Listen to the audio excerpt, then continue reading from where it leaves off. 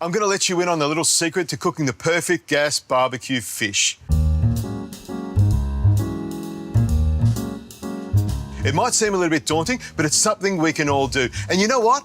9 out of 10 Australians think that when you cook something on a barbecue, it always tastes better. Now, to start with, I'm going to marinate my Tasmanian salmon with a little bit of ginger and some light soy. With a microplane, I just run the ginger over the top of it and give it a little bit of a tap. And that'll be enough ginger, about 1/4 teaspoon. Ginger is quite strong, so you just want to add a little bit so it improves the flavour and doesn't overpower. And I'm using some light soy, about 1 tablespoon of that in my plate here, and that will bring it together. Light soy is a great seasoning agent, so you want to make sure you don't put too much salt on your fish. Now, what I do is I grab my salmon and pop it straight into the marinade. Stir it around like this a little bit so I get some of the soy and the ginger on the outside of it. Now, in an ideal world, what I would do is let this marinate for at least an hour so that flavours get into it. But I'm hungry. I want to get stuck into this. Now, the next thing I need is some pepper. A good twist of pepper over the top of it to give it some more flavour, and of course some salt. A little bit of salt over the top, and a little bit of extra virgin olive oil to stop it from sticking and also to give it a great flavour. Now, my barbecue is nice and hot, and I'm using a gas barbecue. That gives me the control and the speed and the power I need to cook this fish. Now, I've set it for medium, which is a perfect temperature to cook the fish. And here's my pro tip. To make sure that the fish doesn't stick to the barbecue or get any flavour onto the barbecue, I use some baking paper. Pop the baking paper on top of your barbecue plate like that, grab your Tasmanian salmon and pop it over the top.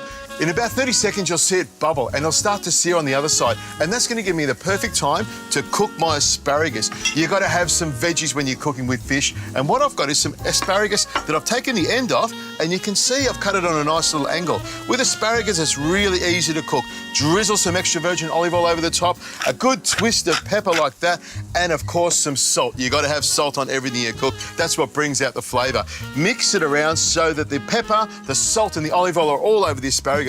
And it's as easy as throwing it onto your gas barbecue. Spread it out like that and I'll get some lovely char-grilled asparagus to go with the salmon. This will take a couple of minutes. I'll turn the salmon over and you can see it's got a beautiful crisp skin on the outside. My asparagus is charring up beautifully. Now's a perfect time to make a salsa. I've got some extra virgin olive oil and I'll pour that into my bowl here. And in my bowl I've got some olives, some peppers, some capers and some freshly chopped parsley. And all you need to do is just stir that around to combine all those flavours, and all I need is a little twist of pepper to bring it all together. Now, my fish is just about cooked, and the trick with cooking salmon is to slightly undercook it. And that way, look at that, it'll stay nice and moist. Some asparagus on there as well, char-grilled to perfection.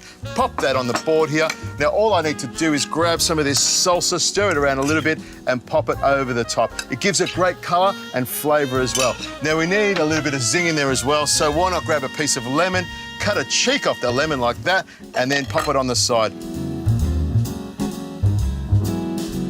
There you go, Tasmanian salmon cooked on the gas barbecue to perfection.